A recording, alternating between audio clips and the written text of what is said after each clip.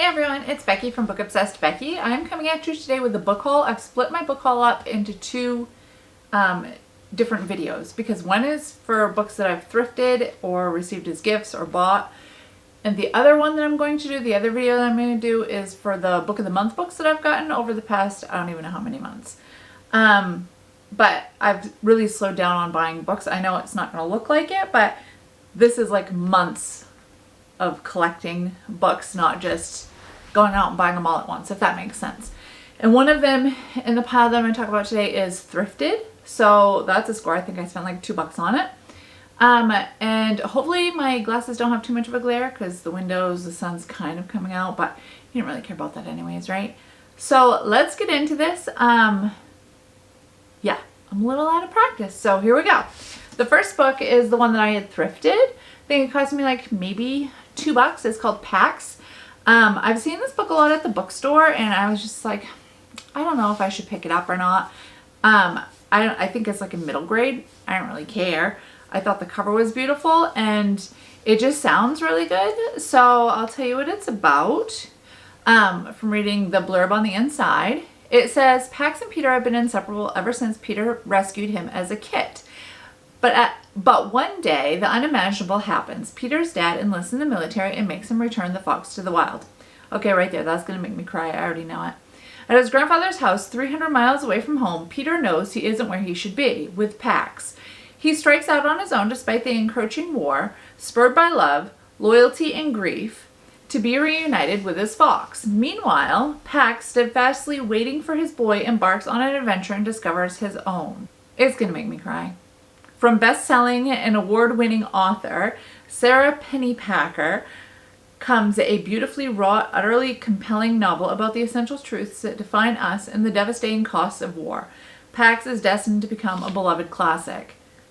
Yeah, no, this is definitely going to be tears. I can already tell. Okay, this book I know absolutely nothing about. All I know is that I read one of her other books for a book club and I absolutely loved it.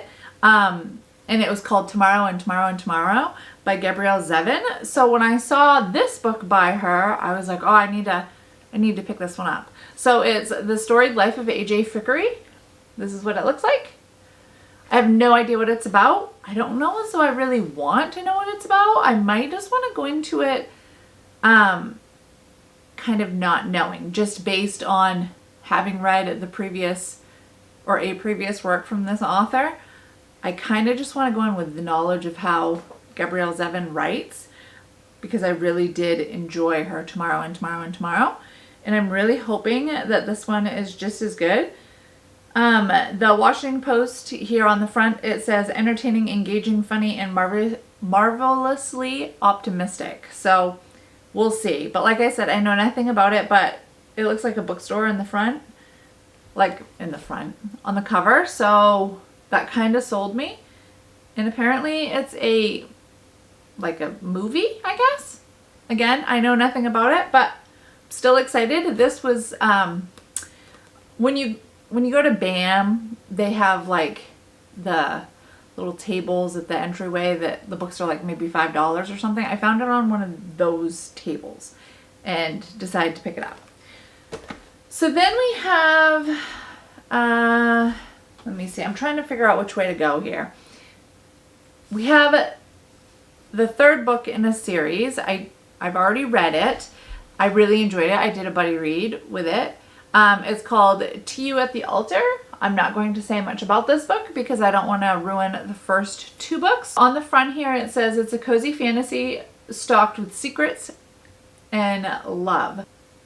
So I can say that if you like magic and you like small towns and you like cozy vibes and you like bookshops and warm beverages and friendship and that whole deal, and you just like really want the cozy vibes, think like Legends and Lattes, that sort of thing, then you'll probably like these books. But again, this is third in the series. Then I have a book that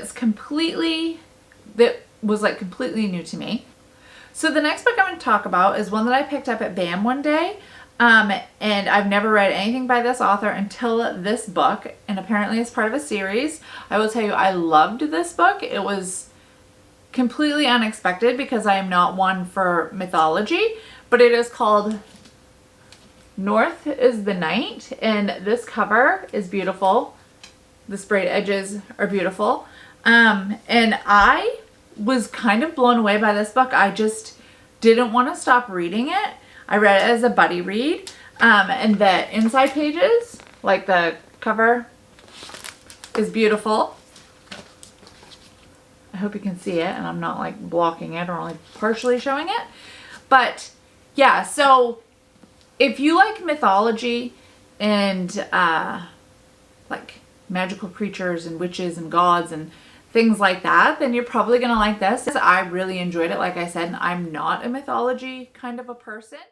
Okay, so the back of the book has a little blurb on it, and it says, "Men have long been the heroes of our tales. Show the people what we women can do. To fight for those we love, go north. Find," good God, I don't know if I can say this word, and I'm probably totally gonna butcher it, but Neumann? I don't know. Something like that. It's a Finnish word. If you can, save, oh crap, I think her name was like Ina. Then return to us, we need you. I totally butchered those names on the back. I apologize. But trust me when I say this is a really great book. If you want to get lost in adventure and all of that, then give this one a go. I really loved it, and I really apologize for butchering the names, because I kind of did. But yeah, I'm looking forward to the next one that comes out. I don't know when it's coming out, and for the life of me, I can't remember even the name of it. I'm looking in the book to see. Okay, so the next one is called South is the Sea, but yeah, I really loved it. So the next one is called Watermoon.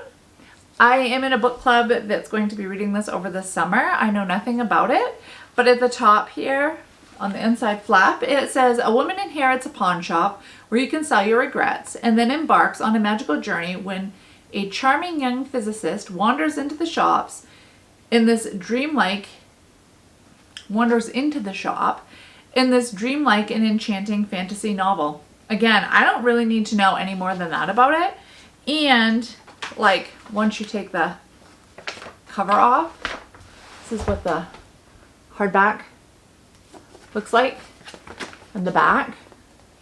And then it's got like a different picture on the inside flap, which probably you didn't get a good look at that, but you know, the glare of the sun, the clouds, all that. Or maybe just me trying to show it off. Either way, I'm excited about this, and when I bought it, the person that checked me out said it was kind of like Studio Ghibli vibes and cozy and fantasy and all of that, and I was like, okay, I'm sold, I'll take it. So then I have this one, which I got this at, I think it was like, well, I got it when it first released, and I think, oh crap, I can't remember. But it was like in the winter months anyways. And it is The Mirror by Nora Roberts. I love Nora Roberts. This is the second book in the Lost Bride trilogy, so I can't really say anything about it. If you want to know a little bit about the Lost Bride trilogy, the first book is called Inheritance, and I absolutely love that book. I absolutely love this book as well. But again, I love Nora Roberts, and a quick little description of this, and I'm not even going to read like the blurb, it's just little notes that I put in here. This book, Inheritance, is about a woman who inherits a Gothic manor in Maine, and there's a curse in this house. There's been 7 brides that have been murdered on their wedding day. Their wedding rings are missing, and there's an evil witch involved. So we learn all about that like in this book. The second book, which is the one that I'm hauling, goes on from there. It goes into more detail and things like that. And I'm going to tell you right now, if you read this one, be prepared because it ends on a huge cliffhanger. If you read this one, again, you're going to get another cliffhanger because she always has cliffhangers in her series. At least that's what I've discovered over the years of reading her books, and I haven't read all of them, but I've read a good chunk of them.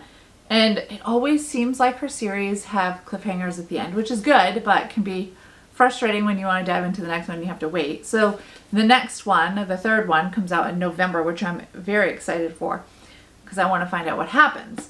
Also, talking about cliffhangers, if you decide to pick up To You at the Altar, this ends on a huge cliffhanger as well. So be prepared. The last book I'm going to talk about, I picked up because I was watching Lauren in the Books and her YouTube channel. And she always watches the women's prize for fiction, like the long list and the short list. And this was one of the books on the long list. It's called Birding. And first of all, the cover is very interesting. Like, I think it's very interesting.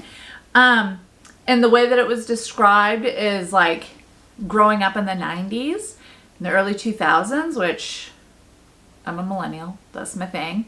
So, like, that's my time. So I was excited about picking the book up for that. And I'll read you the inside flat because I really don't know any more about it. But it says, in a gentrifying, rundown seaside resort town, two women pass each other on the promenade, unaware of each other's existence, but their lives are set on an unlikely collision course. In the 90s, Lydia was a teen pop star posed half naked on billboards with a lollipop between her lips and no idea how to live, letting the world happen to her. Now, 3 decades later, Lydia is less and less sure that what happened to her was in the least bit okay. The news cycle runs hot with #MeToo stories, and a famous former lover has emerged with a self-serving apology asking her to forgive him. Suddenly, the past is full of trapdoors she is desperately trying not to fall through. Joyce, in middle age, has never left home. She still lives with her mother, Betty. With their matching dresses, identical hairdos, and makeup, they are the local oddballs living a life of unending routine. One misstep from Joyce can ruin Betty's day, so Joyce treads carefully. She's never let herself think about a different kind of life, but recently, along with the hot flashes, something like anger is asserting itself, like a caged thing realizing it should probably try and escape. Birding asks if we can ever see ourselves clearly, or if we're always the unreliable narrators of our own experiences. It is a story of third acts and last chances, and two women trying to take flight on clipped wings. I think that sounds fantastic. I'm excited to get into it. I have never read anything by this author, but yeah, I'm excited about it. And I mean, it's going to be good if it's on the long list, right? The women's long list for fiction. The women's prize long list for fiction. I know, it's something like that anyways. So that is my book haul this time around. Like I said, I have another book haul coming, and it will be Book of the Month books, and it'll be next month that it comes out because I'm going to wait for my May books to come in because, yeah, I just want to have those included in it. Have you read any of these books? I apologize now if I butchered any descriptions and names, which I know I definitely did on North is Night, but it's a thing, and there's a woodpecker outside, so if you hear that chirping in the background, that's what that is. But yeah, I have read some of these books. I enjoyed them very much. I'm looking forward to reading the others. If you've read any of them and want to share, let me know. And I hope everybody is reading fantastic things and they're enjoying the new season that we've come into. If you're, you know, in the US, then you're hitting spring. If you're not, then you're hitting fall. Hopefully you're enjoying either. Where I am, on the East Coast, we haven't really had much of a spring yet. It's been freezing, hence the hat. I think we're like in the 40s right now, or like low 40s, so I'm cold. But yeah, that's what's been going on, and I'm hoping to come at you very soon with another video, and I hope everybody's well. Talk to you all soon.